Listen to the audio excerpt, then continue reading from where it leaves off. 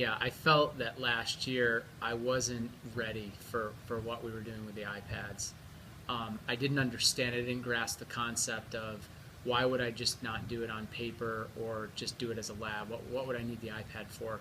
So it wasn't until a couple, probably January, February, where we did an activity that it made their understanding of the activity better with the iPad. And it finally kind of like, I got a little bit enlightened, like, okay, I can actually increase their understanding and knowledge by using the iPad. So what really enlightened me to the use of the iPad was that they had a project, a genetic disorder project. So they chose a genetic disorder like sickle cell anemia or cystic fibrosis. And in the past, we said, yeah, you can do whatever you want.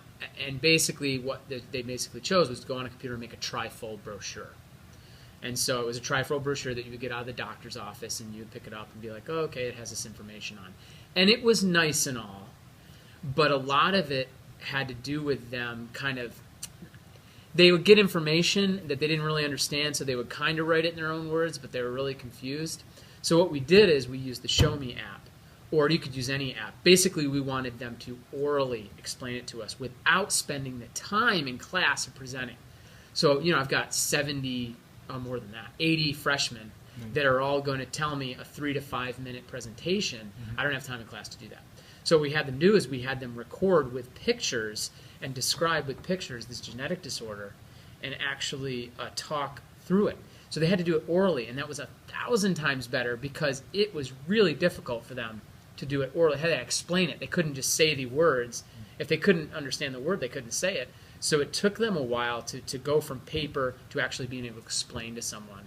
After having that experience, I realized that we could then tailor a lot of our activities to use the iPad in better ways than just a word processor, for example, because that's all we were basically using it for, and like, oh, look something up.